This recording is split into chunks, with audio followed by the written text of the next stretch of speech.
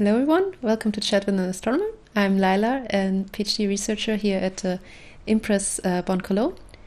And as you might know, in this series we would like to give you the opportunity to learn more about the PhD researchers here at the Impress, about some of the research that they're doing, and also about their life as a PhD student. So today my guest is Kevin Harrington. Kevin is a PhD researcher at the Agelander Institute for Astronomy, and he has bachelor's degrees from the University of Massachusetts Amherst in the US, not only for astronomy, but also for psychology and brain sciences. So he's really interested in a variety of different topics. Currently, he's doing his PhD on understanding star formation in the early universe and throughout cosmic time.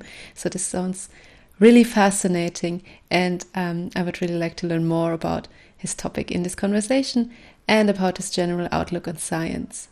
So hi Kevin, you're Hello. a PhD student at the Impress, and you are working at the Agelander Institute for Astronomy. Right now you're in the US though, but I'm really glad that we can have this conversation over Zoom. What interested you in astronomy in the first place? Well, first of all, thank you for doing this. I think it's wonderful to do these interviews. What interested me in astronomy in the beginning was mostly my high school teacher. So it's kind of rare to have astronomy offered in a high school, but my teacher, he was just amazing. And a couple of years before I took the class as a senior in high school, I was already starting to read like Neil deGrasse Tyson or just kind of having some interest in physics and astronomy in general without knowing what to do with it. My interest in going into astronomy professionally came from just being inspired by my teacher, Mr. Gyra. Oh, it's really good to have a teacher who helps to fuel the interest that you have already in science.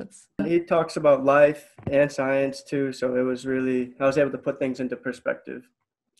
And then you decided to actually pursue a PhD in astronomy.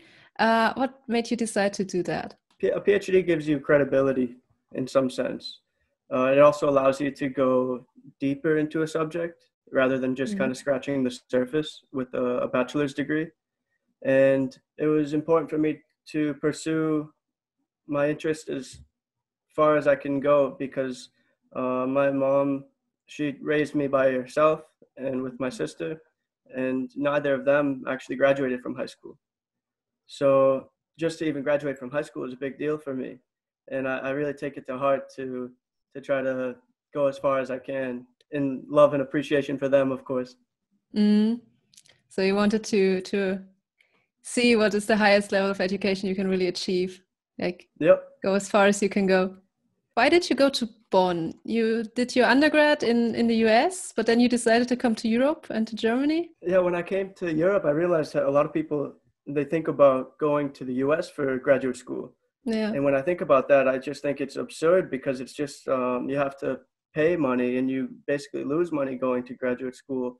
And in Europe, you actually are treated as a paid researcher, and they take research more seriously, and the teaching aspect, it gives you, there's more opportunity to do research in general, which I had a lot of momentum in. I had a research position for a summer program in Arecibo in Puerto Rico Mm. at the Arecibo telescope. And there was a brochure that was there that had something to do with the International Max Planck Research School. It piqued my interest, and I saw that they had these very concise programs for PhDs. And a couple of years later, when I could when I could apply for graduate programs out of bachelor's, that's when I started to branch out and apply to this program in particular, and I got very lucky. So you'd never considered doing a PhD in the US? You always wanted to go to Europe? I did consider it. The only drawback is that they really emphasize the standardized tests, unfortunately. Mm. And I think now that's changing. But yeah, it's just a lot of money because you have to pay Mm. money to send the scores of each test to each school that you apply for. Was it challenging to go to Europe from the US? It was, it's definitely different. I think Bonn is nice because a lot of people speak English, but if I were to go somewhere that English is not really spoken frequently, Mm. it would have been much more challenging. But I have a friendly persona, I suppose. So like I can make friends with anything or anybody. So I don't mind moving to a new place. So how did you pick your research topic? So in general, my topic is star formation and galaxy evolution. And this came about when I started doing research as a bachelor's student. I went to the University of Massachusetts in Amherst. One of the professors there has a background in radio astronomy, but particularly looking at starburst galaxies and star forming galaxies.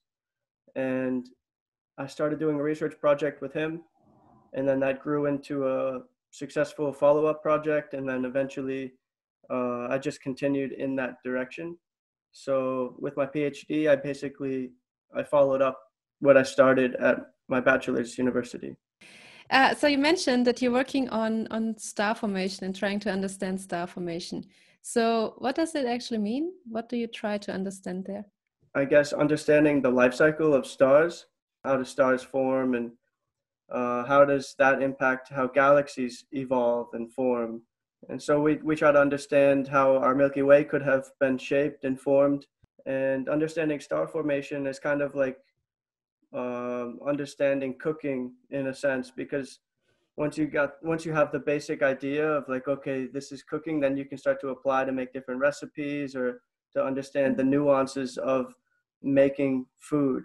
And so in star formation, we know that stars form from gas. The gas needs to cool, and once it cools, then gravity can pull things in.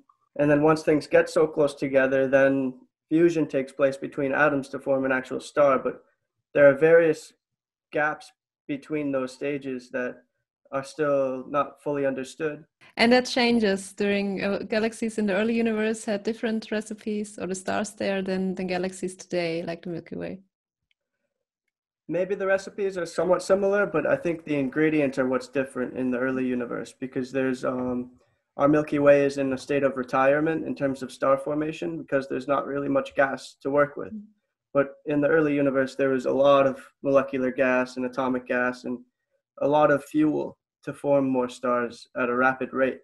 So how do you do your research? Do you work with equations, or do you do simulations? Or?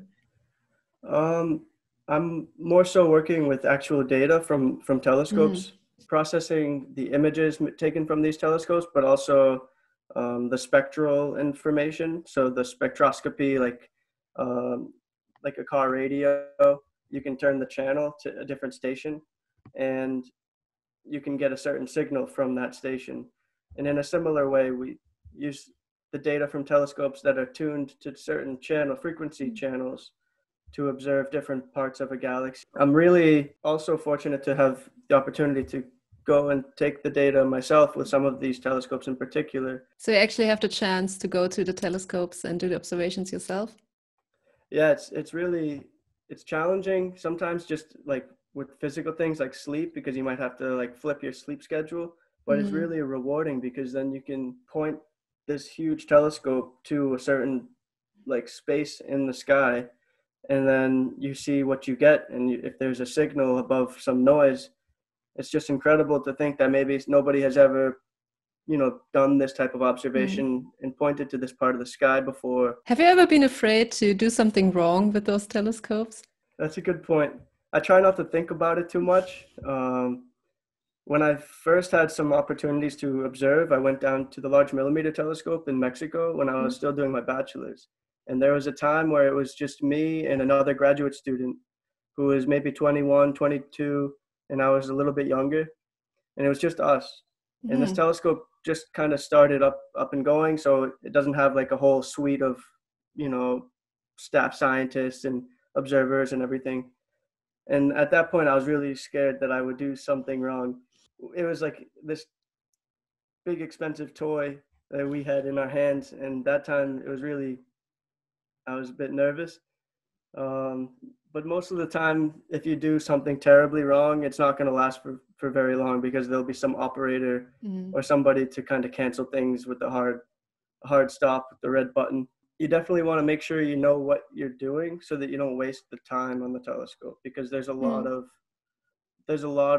people that everybody and their grandmother wants to use every telescope in the world. So you have to really compete to get that time. So you want to really use it wisely, I guess. So what is something that actually surprised you doing your research?